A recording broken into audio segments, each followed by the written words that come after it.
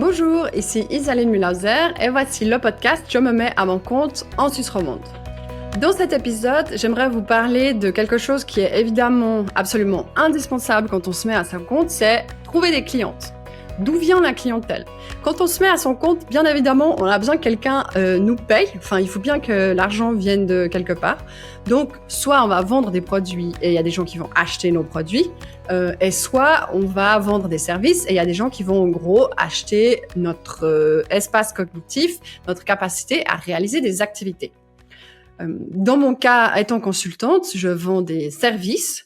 Et donc, je vends un résultat des activités que je réalise pour des entreprises. C'est hyper important de se demander d'où va venir la clientèle. Et là, la première chose qui m'a aidée, c'est de faire une différence absolue entre ce qui est du marketing et ce qui est des activités de vente. J'ai l'impression qu'il y a beaucoup trop de confusion entre ce qui est du marketing et ce qui est une activité de vente. Ce qui va vous aider à vendre vos services, c'est les activités de vente et c'est pas des activités de marketing. Donc, de mon point de vue, des activités de vente, c'est aller chercher la clientèle là où ils sont. Par exemple, faire du SEO, faire des réseaux sociaux, tout ça pour moi, c'est des activités de marketing, c'est des activités de visibilité. En gros, c'est un peu comme peindre votre façade joliment et faire une jolie vitrine. C'est des choses qui, vues de l'extérieur, c'est joli à regarder, ça fait du bien, ça donne de la crédibilité, mais ça va pas vous aider à vendre un service. Donc, il faut très très bien réfléchir. Il faut aller plus loin, en gros, dans votre activité. Par exemple, dans mon cas, dans mon travail, alors effectivement, on fait du référencement, on fait une activité d'optimisation pour les moteurs de recherche. Donc, ça veut dire que les gens, ils arrivent sur un site internet. Ok, c'est génial, on a été visible sur Internet. Mais en gros, une fois que les gens ils sont entrés dans le magasin, il faut vendre le truc. Une fois que la personne elle est sur le site Internet, le travail il s'arrête pas ici. Il faut que la personne elle prenne contact et ensuite une fois que la personne elle a pris contact, il faut savoir comment on va lui parler et quel va être le processus jusqu'à ce qu'elle signe le contrat et qu'on puisse faire l'argent. Donc la première chose c'est de réfléchir d'où va venir cette clientèle. De mon point de vue, il y a plusieurs sources de clientèle qui peut être très différentes selon si vous faites du B2C ou du B2B. Vous avez des canaux qui vont être très différents. Pour moi, ce qui fonctionne bien, la première chose, c'est le réseau que j'avais déjà. Et le réseau, il peut monter loin dans le sens où le réseau, ça peut être aussi des gens que j'ai rencontrés dans un de mes premiers jobs il y a 10 ans. Ça fait quand même partie de mon réseau. Donc, c'est toujours intéressant de partager ce qu'on fait. Donc, en gros, ça veut dire always be selling. Donc, je dis toujours, voici ce que je fais et j'apprends à me présenter de manière factuelle pour que les gens comprennent ce que je fais.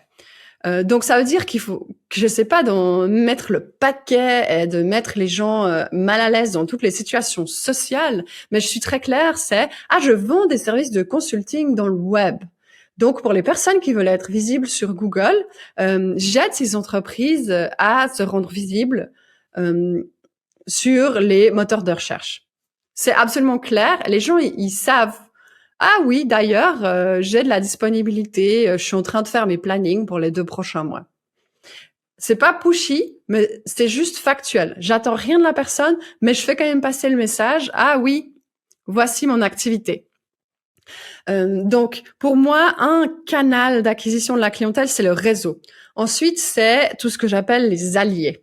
Les alliés, c'est les professions du web avec qui je travaille, qui sont complémentaires à mon travail, mais différentes. Par exemple, des alliés, des gens avec qui je travaille dans ma vie quotidienne, c'est des personnes qui font de la rédaction, des personnes qui font des relations publiques, des personnes qui font du design, des personnes qui font du développement. En gros, moi, j'effectue une petite partie du marketing, mais pour fonctionner, pour qu'une entreprise ait du succès, elle va avoir besoin d'autres corps de métier. Donc, ça veut dire que moi-même, quand je vois une opportunité pour faire des relations publiques, j'ai quelqu'un que je connais et que je recommande parce qu'elle fait de l'excellent travail et vice-versa. Donc, quand on est très clair avec ce qu'on offre, ça permet aussi très facilement de collaborer avec d'autres personnes, de dire, voilà, toi, tu fais ce travail, moi, je fais ce travail, on collabore bien ensemble. Et ça, c'est une source de lead, en fait, de prospects. Il faut savoir qu'un prospect qui vient par le réseau du bouche à oreille, c'est un prospect qui va me demander, qui me demandera pas 2 jours de travail de conviction. Ce sera beaucoup plus long, le processus pour convaincre quelqu'un qui est plus éloigné de moi, en fait, et qui me connaît moins bien. Donc ça, c'est la question. Ce que j'essaie toujours de me dire, c'est la différence entre vente et marketing, c'est que je pense que la vente, le processus de comment est-ce que je vais convaincre les gens de travailler avec moi, c'est 80% de mon travail dans le temps qui est attribué à la partie vente marketing et la partie marketing, donc refaire mon site internet, publier un blog post, publier sur les réseaux sociaux, ça doit être 20% du temps que j'attribue à cette activité de recherche clientèle. Parce que finalement, quelqu'un qui est déjà en contact avec nous, il va être plus facile en termes de temps à convaincre que quelqu'un qui n'est pas encore en contact avec nous. Donc ça, c'est la première chose, identifier les canaux. Un autre canal pour moi, qui est un canal indirect que je mets plus dans le marketing, c'est LinkedIn. Parce que j'ai une entreprise qui fait du B2B, donc je m'adresse à des personnes qui travaillent pour des entreprises. En fait, c'est un service pour des entreprises. Donc, ça veut dire que le B2B, ça se passe plutôt sur LinkedIn. C'est un canal qui est plus entreprise à entreprise de gens type qui font du travail de bureau. Donc, pour moi, des gens qui font plutôt type travail de bureau, ça va être une clientèle, des gens qui vont être potentiellement assez intéressés par mon travail.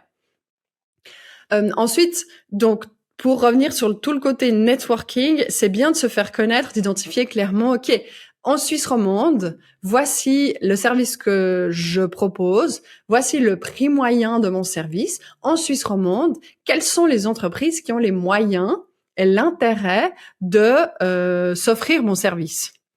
Et ça permet déjà, on serait surpris de voir, mais par exemple, si moi je suis plutôt intéressée dans tout ce qui est domaine de la construction et des énergies, par exemple, et donc ça permet d'avoir déjà un ciblage beaucoup plus précis, de savoir, ok, je regarde les chiffres d'affaires d'une entreprise sur ZFX, par exemple, pour me dire, ok, mais qui peut être à la fois, pour qui mon service peut être utile et pour qui aurait les moyens et le temps suffisant pour travailler avec moi. Et ça permet déjà de beaucoup réduire et qualifier sa communication et sa vente parce que, ok, ça fait déjà un groupe d'entreprises, de gens qui est beaucoup plus petit. J'essaie pas de toucher tout le monde, mais j'essaie de toucher un petit nombre de personnes. Par exemple, en ce qui me concerne, actuellement, je sais que je suis un profil qui est très utile à des entreprises nationales qui ont leur siège en Suisse allemande et qui essaient d'améliorer leur contact avec la clientèle romande. Donc, je sais que mon effort stratégique, il est plus dirigé actuellement sur la Suisse allemande parce que il y a beaucoup d'entreprises qui font l'excellent travail, mais qui n'arrivent pas à traduire la qualité de leur travail pour être comprises et trouvées par un public roman. Donc, il faut aller plus loin qu'une simple traduction. Et donc, ça, c'est des entreprises qui peuvent beaucoup bénéficier de mon travail. Et aujourd'hui, c'est ma communication et mes ventes, elles s'adressent vraiment à ce secteur et cette localisation géographique en quelque sorte. Donc la première chose pour trouver ces clients, c'est comprendre d'où est-ce qu'ils vont venir, qui ils sont et d'où est-ce qu'ils vont venir. Ces gens, qui sont-ils? Qu'est-ce qu'ils utilisent comme canaux pour finalement, de mon point de vue, j'ai complètement laissé tomber Instagram, Facebook. Pour moi, c'était pas un plaisir. J'avais un peu dépassé cette phase et c'est pas des canaux que j'utilise dans ma communication d'entreprise. Donc, j'estime que c'est des vraiment nice to have. Si j'ai pas le temps, j'ai pas le temps. Donc, l'idée, c'est de vraiment cibler au maximum et réduire pour comprendre où sont les gens et comment on va faire connaître nos qualités à des personnes et des entreprises qui sont en recherche et à qui notre service peut être utile. Une autre chose qui est absolument sous-évaluée en Suisse, et là je vous dis vraiment un petit secret, pour le B2C, ça marche aussi d'enfer, c'est l'outil Google Business Profile. Optimiser l'outil Google Business Profile et ajouter des avis, c'est quelque chose qui a un impact énorme. Je dirais même si vous n'avez pas de site internet, le site internet est beaucoup moins important, mais faites-vous voir avec votre outil Google Business Profile. Tous les avis que vous avez sur ce profil de gens humains qui sont pas votre famille et votre amis, attention, c'est interdit. Ça va vous donner de la crédibilité, ça va vous permettre d'être trouvé sur les moteurs de recherche, par exemple. Donc, vous pouvez vous dire que, par exemple, admettons que vous êtes quelqu'un qui fait une profession médicale. Donc, ça veut dire que les gens doivent physiquement se rendre dans votre bureau. Donc, ça veut dire que vous allez vous adresser à un bassin de population qui est, d'un point de vue comment on dit, géographique proche. Google Business Profile, vous allez vous dire, OK, je dois m'intéresser à des gens qui ont ce besoin, qui ont cette envie dans cette zone géographique. Google Business Profile, d'un point de vue digital, c'est une de ces aides. Mais par exemple, si vous réfléchissez à vos alliés, admettons que vous faites de la physiothérapie, peut-être que vos alliés, c'est mettre une carte de visite dans quelqu'un qui fait du conseil nutritionnel, par exemple. Parce que une personne, peut-être qu'à un moment, aura un besoin plus global et que les professions de la santé, elles peuvent être alliées. Ou alors, si vous faites quelque chose dans le domaine de l'esthétique, vous avez bien entendu des moyens qui sont digitaux, mais vous pouvez aussi avoir des alliés qui sont peut-être, si vous faites de la coiffure, peut-être quelqu'un qui fait de l'esthétique ou du nail art ou des trucs comme ça. Donc, réfléchissez aussi que aujourd'hui, on a vraiment cette tendance à vouloir être visible j'ai l'impression, quand j'entends ma clientèle, de vouloir être visible sur tous les canaux. Et on oublie parfois les canaux physiques qui sont aussi très importants et les canaux humains. Ce qui m'a servi dans l'organisation de mon travail, c'est de faire un travail irréprochable. Vraiment, les meilleurs ambassadeurs et ambassadrices de votre travail, c'est les gens qui bénéficient de votre travail. Et aussi, ce que j'ai remarqué, c'est que une clientèle que j'apprécie, je fournis un travail irréprochable et j'essaie vraiment d'être à l'écoute de cette personne. Si cette personne, elle est contente, elle aura du plaisir à me recommander parce que c'est totalement humain. Moi aussi, quand j'aime quelque chose, j'aime laisser un avis, j'aime parler de ce restaurant, j'aime parler de cet ostéopathe qui m'a fait tellement de bien, par exemple. Quand je suis en famille ou dans un milieu professionnel, je vais parler de cette personne qui m'a écrit quelque chose, par exemple. Donc, la meilleure chose, c'est vraiment ce côté, la qualité de votre travail et l'impact en tant que personne au niveau humain. Je dirais que c'est ça qui est le plus important. Et ensuite, l'impact en tant que personne vis-à-vis de vos alliés, votre réseau et les personnes avec qui vous travaillez, c'est, de mon point de vue, les priorités absolues. Donc aujourd'hui, par exemple, j'ai envie de dire, je passe au mois de décembre plus de temps à envoyer des cartes manuscrites à ma clientèle, aussi pour leur dire merci parce que j'ai vraiment eu du plaisir, mais pour garder un contact spécial. Et en fin de projet, j'aime bien aussi envoyer une petite carte, même si parfois je n'ai pas de réponse, mais dans mon processus d'approche de ma clientèle, j'aime avoir ce côté vraiment de proximité et de contact aussi, envoyer une carte, un contact physique plutôt qu'un contact digital. Et bien entendu, je vous dis ça, mais je travaille tout à fait dans le digital marketing. Ce que je vous dis, c'est que n'oubliez pas les canaux humains et physiques pour comprendre d'où vont venir votre clientèle. Aussi, au début, on ne sait pas tellement quel est le canal qui va fonctionner. Moi, je vous dis ça parce que au bout de 4 ans, je me suis bien rendu compte, parce que j'ai une liste de toute ma clientèle, les offres que j'ai que j'ai décrochées, les offres qui ont été refusées, d'où sont venues ces offres, et j'ai un aperçu très concret de d'où sont venues, qu'est-ce qui a marché pour moi dans mon entreprise, et donc qu'est-ce que je peux en toute sécurité laisser tomber. Donc au début, vous allez devoir tester parce que vous n'allez pas savoir ce qui va fonctionner. Si vous êtes dans cette phase de test, n'essayez pas de tester sur tous les canaux. Au début, j'ai essayé de faire ça. Franchement, je me suis mis une pression monumentale pour publier sur les réseaux sociaux, pour aller à des événements, pour faire ci, pour faire ça. En fait, c'est impossible. On se perd et puis on est épuisé, ça fonctionne pas. Donc, ce qui m'a beaucoup plus aidé, c'est de me dire, OK, je réduis ce que j'essaie de faire en termes de marketing et de vente, et je priorise. Donc, j'ai un peu des priorisations théoriques, par exemple, dans mon travail. La priorisation, c'est toujours la clientèle existante avec qui je travaille, ensuite les gens qui me connaissent, ensuite les gens qui ont déjà eu un contact avec moi, et peut-être ensuite des gens qui me connaissent pas du tout. Donc, ça me permet de prioriser mes tâches.